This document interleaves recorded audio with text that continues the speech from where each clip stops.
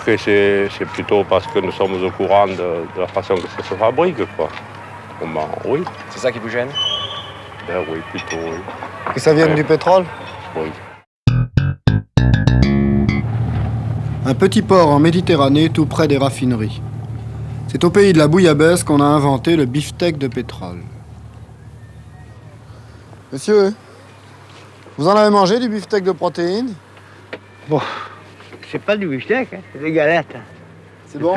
J'en ai goûté un petit bout, quoi. C'est bon? Bon, c'est bon. Je suis un gourmand, moi, vous savez, je préfère des machins un peu plus doux, quoi. Remarquez, c'est plutôt parce que nous sommes au courant de la façon que ça se fabrique, quoi. Oui. C'est ça qui vous gêne? Ben oui, plutôt, oui. Que ça vienne du pétrole? Oui. Et les filles ont bien pour en faire manger un peu de tout, quoi. Pour ce plat nouveau, la British Petroleum construit en ce moment à Lavera, près de Marseille, une usine nouvelle. Production prévue, des milliers de tonnes par an. Des milliers de tonnes qui seront absolument indispensables à l'humanité de demain, car la production naturelle de protéines d'origine agricole ne sera pas suffisante, étant donné l'explosion démographique que connaissent les hommes. Monsieur le professeur, quelle est l'importance des protéines dans l'alimentation, le régime d'alimentation humaine? Eh bien, les protéines sont, dans l'alimentation humaine, un besoin, constitue pour l'alimentation humaine un besoin qui n'est pas très important quantitativement, mais qui, qualitativement, est extrêmement exigeant. Lorsque cette ration protéique n'est pas donnée à l'homme, il y a un syndrome très grave de dénutrition que tout le monde connaît pour en avoir vu les effets sur les déportés de la dernière guerre. La production mondiale en protéines alimentaires de qualité convenable sont presque exactement suffisantes pour assurer une ration de 20 grammes par jour aux 3,5 milliards d'êtres humains qui vivent actuellement, ou plus exactement, qui ont été recensés en 1968. Mais il faut considérer que malheureusement, les 2/3 de ces ressources en protéines sont consommées par les nations les plus développées économiquement. De telle sorte que dans les pays en voie de développement, en particulier le sud-est asiatique, l'Amérique latine, la ration moyenne en protéines actuellement n'est que de 10,5 grammes par jour et par personne, et donc déficitaire déjà de 50%. Alors en 2000, il y aura 7 milliards, je crois, 500 millions d'habitants. 7 milliards 500 millions. Monsieur le professeur, je crois que vous avez mis au point un processus de fabrication de protéines à partir du pétrole. Pourquoi le pétrole? C'est depuis les débuts même de la microbiologie, depuis 1902, qu'on sait qu'il y a d'assez nombreux micro-organismes qui sont capables d'utiliser les hydrocarbures du pétrole comme seule source de carbone et d'énergie pour opérer leur propre synthèse et donc pour synthétiser leurs propres protéines. C'est une culture qui se fait très simplement en milieu liquide, dans lequel on disperse l'hydrocarbure comme aliment. Dans ce milieu-là, à température convenable et avec une aération convenable, la levure se développe. Elle se développe d'ailleurs remarquablement vite, puisque sur gazoil, c'est-à-dire sur mazout, comme on dit en France, plus communément, eh bien la levure est capable de doubler, de se reproduire avec un temps de génération de 50 minutes seulement. C'est donc une productivité très intéressante. C'est une productivité fantastique. Vous pouvez nous montrer une de ces levures? Oui, vous savez, ça n'a rien de bien spectaculaire. Vous savez, c'est une petite poudre jaunâtre. Voilà.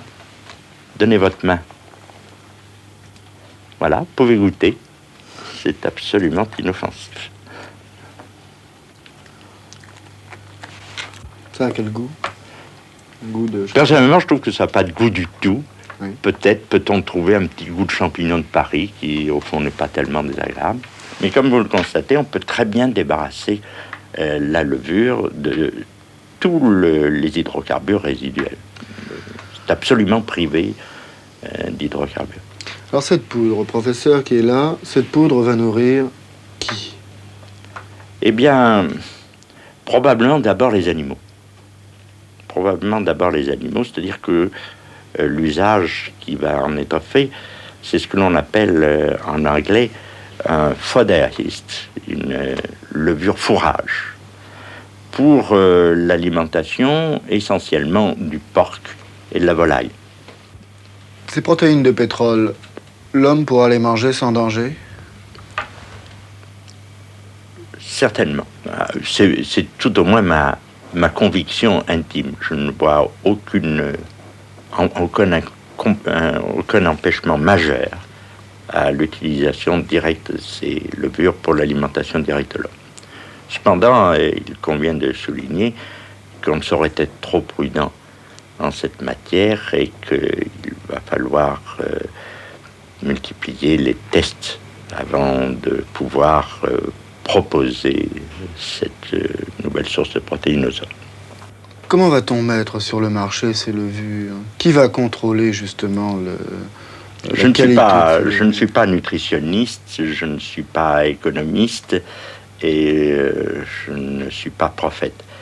Mais il est évident qu'il y a de grandes possibilités quant à la forme ou les formes sous lesquelles ces levures peuvent être introduites dans l'alimentation humaine.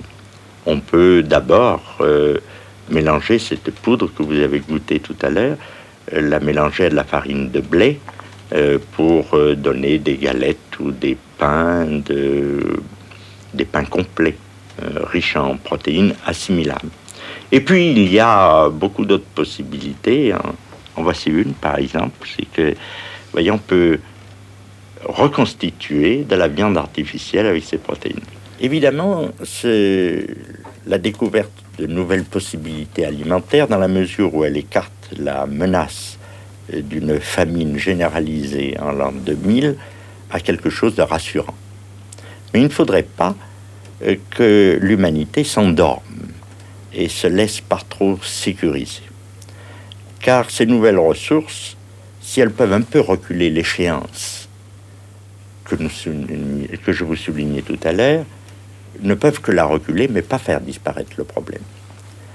On a calculé que si la courbe démographique actuelle dans le monde se maintient telle qu'elle est, et telle qu'elle est d'ailleurs depuis François Ier, puisque c'est depuis cette époque-là qu'on a des données statistiques sérieuses sur la démographie, eh bien vers l'an 2400, la population du monde serait telle que la surface totale des terres immergées ne permettrait pas aux hommes de se tenir debout côte à côte. Il était bien évident que c'est une extrapolation à l'absurde, que quelque chose va se passer avant. Mais que va-t-il se passer? Est-ce que la courbe démographique sera infléchie par une catastrophe? C'est bien possible. La bombe atomique, ou encore une grande pandémie, la peste, un virus. Mais alors, il faudrait une catastrophe considérable si l'on considère que les génocides des 2 dernières guerres mondiales n'apparaissent pas sur la courbe démographique.